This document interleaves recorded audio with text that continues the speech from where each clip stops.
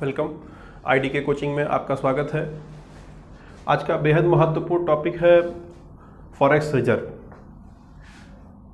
Forex reserve क्यों important है? क्योंकि न्यूज़ में अभी आज आया हुआ है कि भारत का जो फॉरेक्स रिजर्व है, विदेशी मुद्रा भंडार है, बढ़ करके $500 बिलियन क्रॉस कर गया है। ये इतिहास में पहली बार हुआ है।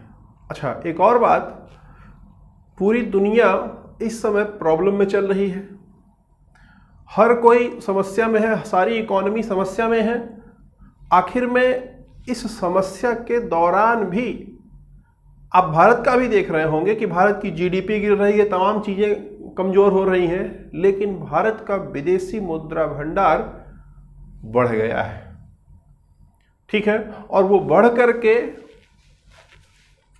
$500 बिलियन हो गया है।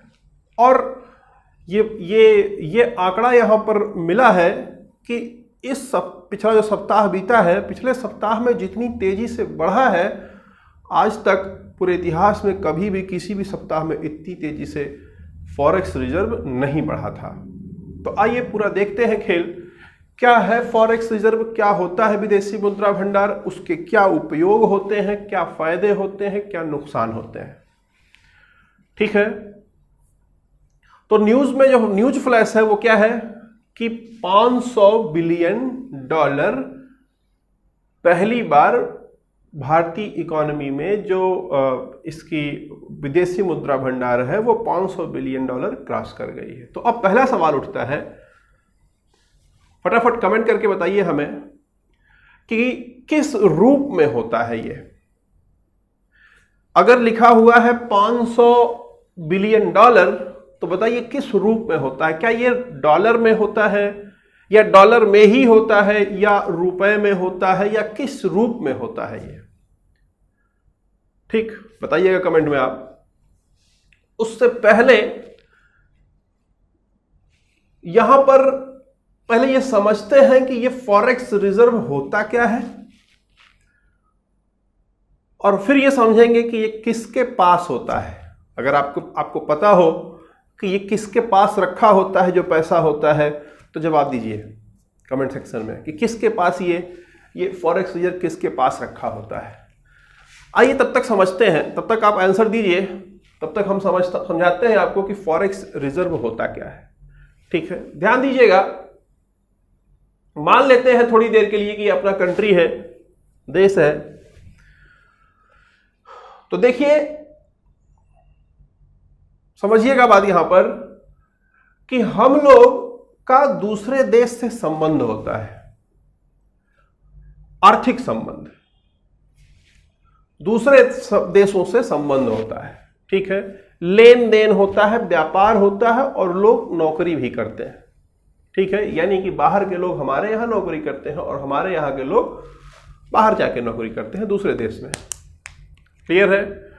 और हम लोग व्यापार भी करते हैं, यानी कि हमारे यहां से सामान बाहर भी जाता है और बाहर से सामान हमारे यहां आता है। क्लियर? अब ध्यान दीजिएगा कि सामान बेचने के लिए जब हम सामान बेचेंगे तो जिस देश को बेचेंगे, अगर वो देश हमें अपनी मुद्रा दे देगा, अपने देश की मुद्रा दे दे, और उसकी मान्यता ना हो बहुत ज्यादा, तो हम उस मुद्रा को लेके करेंगे क्या? या जब हमारे देश में कोई चीज आएगा, समझिएगा बात हमारी, जब हमारे देश में मान लीजिए हमने कुछ खरीदा बाहर से, और खरीदने के बाद हमने उसको रुपया दे दिया। अब रुपया की मान्यता पूरे विश्व में नहीं है, तो रुपया लेके करेगा क्या? समझ आ रही है बात? तो पूरी दुनिया में कुछ ऐसे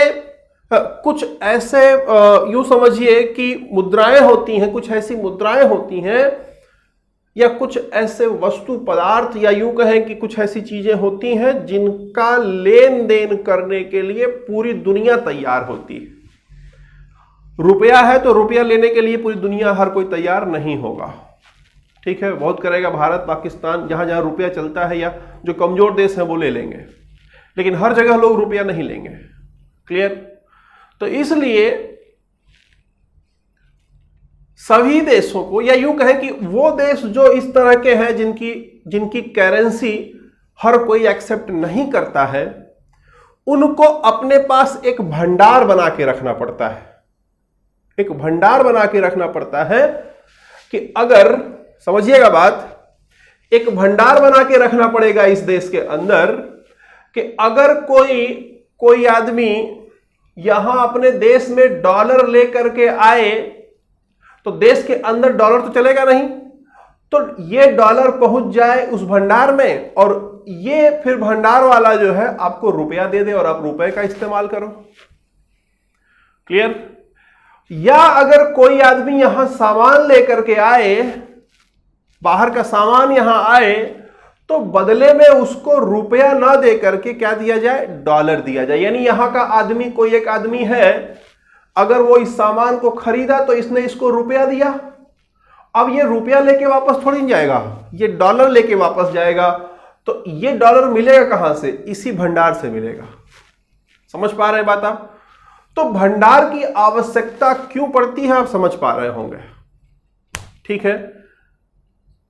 फॉरेक्स रिजर्व, फॉरेक्स में ध्यान दीजिएगा, foreign exchange reserve, foreign exchange है, यहां पर एक्स फॉर में FOR फॉरेन है, EX मतलब जो है एक्सचेंज है, फॉरेन एक्सचेंज रिजर्व। तो समझ आया कि आखिर में इसकी आवश्यकता क्यों पड़ती है। ये क्लियर हो गया। अब देखिए फटाफट, उम्मीद करते हैं कि आपने कुछ जवाब दिया होगा कि किसके पास होता है, ये किस रूप में होता है। तो ध्यान दीजिएगा, इसका मालिकाना हक यूं समझिए कि इसका कस्टोडियन जिसे कहते हैं, मालिकाना नहीं कहेंगे, कस्टोडियन कहेंगे, यानी रखवाला इसका, इस फॉरेक्स रिजर्व का रखवाला RBI होता है, या RBI होती है आप कह सकते हैं। ठीक है, रिजर्व बैंक ऑफ इंडिया। ठीक, किस किस रूप में होती है ये? तो देखिए लिखा गया है $500 बिलियन। बिलियन का मतलब समझते हैं आप? मिलियन का मतलब होता है 10 लाख और बिलियन का मतलब होता है 1 करोड़ नहीं, 100 करोड़ बराबर 1 बिलियन। 100 करोड़ बराबर 1 बिलियन होता है। क्लियर? तो ध्यान दीजिएगा यहां पर, मतलब 1 अरब बराबर 1 बिलियन होता है। तो 500 अरब डॉलर पार कर चुका है हमारा इकोनॉमी का, मतलब जो फॉरेक्स रिजर्व है। ध्यान दीजिएगा किस रूप में होता है, ये भले लिखा हुआ डॉलर है लेकिन इसमें 4 चीजें शामिल होती हैं, इसको याद रखिएगा। 4 कौन कौन चीजें हो सकती हैं? बोलता है फॉरेन एक्सचेंज एसेट हो सकता है, यानी कि फॉरेन एक्सचेंज एसेट में दुनिया की वो देश की करेंसी, जिस देश से आपका व्यापार हो रहा है, उनका आप कुछ उनके मुद्रा को रख सकते हो। फिर उसके बाद बोलता है आप गोल्ड रख सकते हो, सोना रख सकते हो। फिर 2 चीज बहुत इंपॉर्टेंट है, ध्यान दीजिएगा, बोलता है SDR रख सकते हो और IMF का ट्रेंच रख सकते हो, IMF कोटा से ट्रेंच रख सकते हो।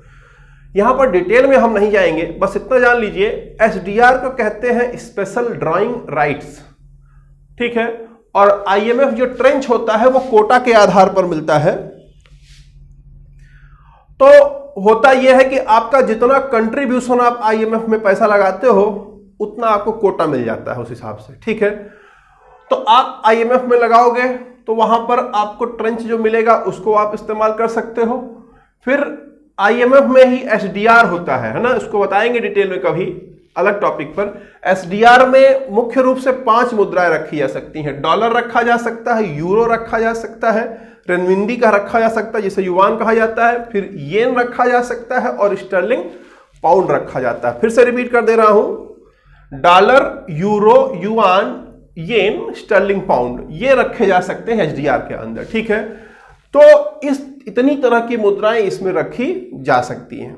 ठीक है, अब ये किसके पास होता है? तो ये RBI इसका कस्टोडियन होता है। कहां पर रखा जाएगा, कैसे रखा जाएगा, वो RBI के ऊपर है। ध्यान दीजिएगा, RBI उसमें से टोटल में से बोलती है, RBI का ही डेटा है कि टोटल फॉरेन एक्सचेंज एसेट में से हम लोग 64% का ट्रेजरी बिल खरीद लेते हैं, विदेशी ट्रेजरी बिल खरीद लेते हैं जो मजबूत करेंसी के लोग हैं, ठीक है। जैसे अमेरिका का ट्रेजरी बिल खरीद लेते हैं, जैसे बॉन्ड होता है, यानी कि अमेरिका के बॉन्ड खरीद लेते हैं हम लोग, ठीक है। फिर उसके बाद बोलता है कि 28% हम लोग जो है दुनिया की दूसरी देश के सेंट्रल बैंकों में जमा कर देते हैं। जैसे हमारे देश में आरबीआई है, वैसे ही जो मजबूत देश हैं उनके सेंट्रल बैंकों में 28% जमा कर देते हैं। और 7.5% के आसपास बोलता है कि दुनिया के अन्य कॉमर्शियल बैंकों में हम जमा करते हैं जो मजबूत बैंक होते हैं, ठीक है। ये है इसका। आगे बोलता है गोल्ड की बात करता है तो बोलता है कि गोल्ड भारत में इस समय 653 टन के आसपास है, ठीक है। उसमें से कुछ गोल्ड वो इंग्लैंड के बैंक में रख देता है, बाकी अपने पास रखता है, ठीक। तो इस तरीके से ये जो पैसा है ये सारा का सारा ऐसा नहीं है कि वो अपने पास रखता है, वो इसका कस्टोडियन है, वो उसका इस्तेमाल करता है, जहां चाहता है जैसे चाहता है वैसे रखता है। ये तो हो गया एक पार्ट, ठीक है। अब सवाल यह उठता है कि भारत में इस समय आखिर में ये बढ़ क्यों रहा है? पूरी दुनिया परेशान है और भारत का मुद्रा भंडार बढ़ता जा रहा है। क्यों बढ़ता जा रहा है? ऐसा कौन सा जादू मार दिया गया है? क्लियर है? उसको समझना पड़ेगा, ठीक।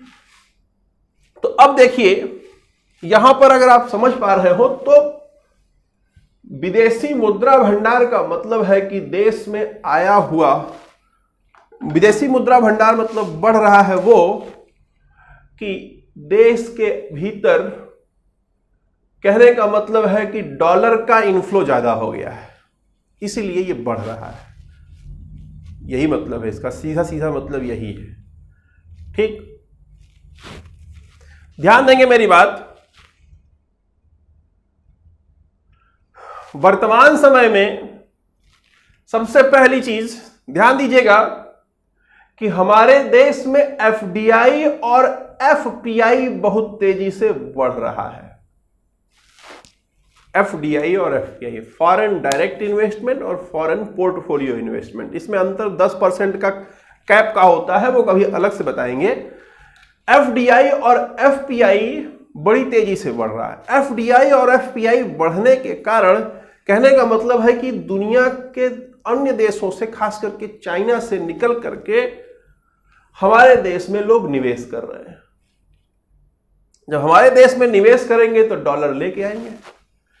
अब डॉलर लेके आएंगे तो उनको हमारे देश में अगर लेबर को पैसा देना है तो डॉलर थोड़ी देंगे, लेबर को तो रुपया देना पड़ेगा। तब वो डॉलर लेकर के किसके पास जाएंगे? फॉरेक्स रिजर्व के पास। तो फॉरेक्स रिजर्व में डॉलर रखा जाएगा और रुपया उस कंपनी को दे दिया जाएगा। ये पहला कारण हो गया, ठीक। दूसरा कारण क्या है? दूसरा सबसे बड़ा कारण, इस लॉकडाउन में भी रिलायंस इंडस्ट्री के रिलायंस जियो ने, ध्यान दीजिएगा, रिलायंस इंडस्ट्री के रिलायंस जियो ने 97,000 करोड़ रुपया बाहर से अपने देश में मंगा लिया, यानी कि इन्वेस्ट करा लिया, अपना शेयर जारी किया। दुनिया के अन्य लोगों ने इतना भरोसा जताया है रिलायंस जियो पर कि 97,000 करोड़ मतलब लगभग 1 लाख करोड़ रुपया रिलायंस जियो में इन्वेस्ट कर दिया। अब वो इन्वेस्ट कर दिया तो लगभग 15 बिलियन डॉलर हुआ वो, सॉरी, हाँ 15 बिलियन डॉलर हुआ। तो ये 15 बिलियन डॉलर इसमें ऐड हुआ फटाक से। समझ आ रही है बात? तो एक तो दूसरा रीजन ये हो गया, क्लियर। तीसरा रीजन, कच्चे तेल का दाम गिर गया है। कच्चे तेल का दाम गिर गया है मतलब जो हम लोग तेल खरीदते हैं, ध्यान दीजिएगा, जब हम लोग कुछ आयात करते हैं तो बदले में हमें डॉलर देना पड़ता है। अब अगर तेल की कीमत गिर गई है अंतरराष्ट्रीय बाजार में, अपने देश में बढ़ा रहे हैं लगातार, देश के अंदर सरकार बढ़ा रही है तेल की कीमत। क्यों बढ़ा रही है? ये बड़ा ही लंबा टॉपिक है ना। इस पर आप कमेंट करिएगा, आपको क्या लगता है कि अगर कच्चा तेल का कीमत गिरते रहना चाहिए, मतलब गिरते रह रहा है एक तरफ, तो भी दूसरे तरफ सरकार, हमारे देश की जो है राज्य सरकार, केंद्र सरकार मिल करके लगातार तेल की कीमत बढ़ाते जा रही है। है ना। पिछले 8 दिनों में 4 रुपए प्रति लीटर तेल महंगा हो गया है। तो क्यों हो रहा है और क्या ये होते रहना चाहिए, कमेंट करिएगा, आप बताइएगा हमें। उस पर फिर कभी अलग से वीडियो हम बनाएंगे। पर यहां इतना आप समझिए कि दुनिया में कच्चे तेल का दाम गिरता जा रहा है। क्यों? क्योंकि ट्रांसपोर्टेशन बंद है लगभग, और इसलिए खपत कम हो रही है। और जो कंट्रीज तेल पैदा कर रही थी उनको समस्या हो रही, इसलिए वो सस्ते में, जब डिमांड नहीं है तो जाहिर सी बात है वो सस्ते में दे रहे हैं। तो अब क्या हो रहा है, जब तेल हमें सस्ते में मिल जा रहा है तो हमें जो डॉलर ज्यादा चुकाना पड़ता था इसके पहले, अब वो डॉलर कम चुकाना पड़ रहा है। डॉलर कम चुकाना पड़ रहा है, इसलिए हमारे पास डॉलर एक्स्ट्रा हो जा रहा है। तो ये सारे कारण हैं। और कारण है, जैसे हम लोग मान लीजिए यहां से, हमारे देश की पॉपुलेशन इतना ज्यादा है कि लोग यहां से टहलने विदेश जाते थे। जब टहलने जाते थे तो रुपया जमा करके डॉलर लेके जाते थे, रुपया जमा करके डॉलर लेके जाते थे। अब लॉकडाउन के कारण कोई घूमने जा ही नहीं पा रहा है बाहर, तो डॉलर जो लेके जाते थे लोग वो सब पड़ा हुआ है यहां पर। समझ आ रही है बात? तो ये सारे ऐसे रीजन हैं जिनके कारण हमारा जो फॉरेक्स रिजर्व है वो बढ़ता जा रहा है। 30 साल पहले, लगभग 30 साल पहले भारत का फॉरेक्स रिजर्व 0 के बराबर हो गया था। और आज का जो फॉरेक्स रिजर्व है ये इतना हो गया है कि 18 महीना, लगभग 18 महीने तक हम लोग अपने आयात निर्यात को बैलेंस करके रख सकते हैं। ठीक है, लेकिन यही 1992 में, 1992 में बीओपी क्राइसिस आया था। BOP crisis, balance of payment का क्राइसिस आया था। और उस समय हमारे देश को दुनिया में कहीं से किसी तरह का फंडिंग नहीं मिल रहा था। ये कुछ इसी तरीके से है कि अगर लोगों को ये पता चल जाए कि आपके पास पैसा नहीं, आप गरीब हो गए हो, तो दुनिया में कोई आपका सहयोग करने वाला नहीं होता है। लेकिन अगर दुनिया को ये पता चल जाए कि आप बड़े मजबूत हैं, आपके पास भंडार रखा हुआ है पैसे का, तो लोग वैसे भी आपका सपोर्ट करते हैं। ठीक है, तो वही हालत है ना। तो उम्मीद करते हैं कि आप चीजों को समझ पाए हैं कि आखिर में किसके पास रहता है, किस रूप में रहता है, इसके फायदे क्या हैं, नुकसान क्या है। ध्यान दीजिएगा, समय बहुत कम बचा हुआ है, इसलिए हम ज्यादा इसको डिटेल नहीं बता सकते। बस इतना समझिए कि जब फॉरेक्स रिजर्व बढ़ता है तो उसके देश में निवेश करने का लोगों का जो नजरिया होता है वो बदल जाता है। लोगों को लगता है कि ये देश मजबूत देश है, इसलिए यहां पर बेहतर तरीके से निवेश किया जा सकता है। ये सबसे बड़ा फायदा है, यानी कि क्रेडिबिलिटी जो होती है वो बढ़ जाती है। क्लियर है? तो उम्मीद करते हैं कि आपको समझ में आया होगा। कैसा रहा क्लास, कमेंट जरूर करके बताइएगा। धन्यवाद।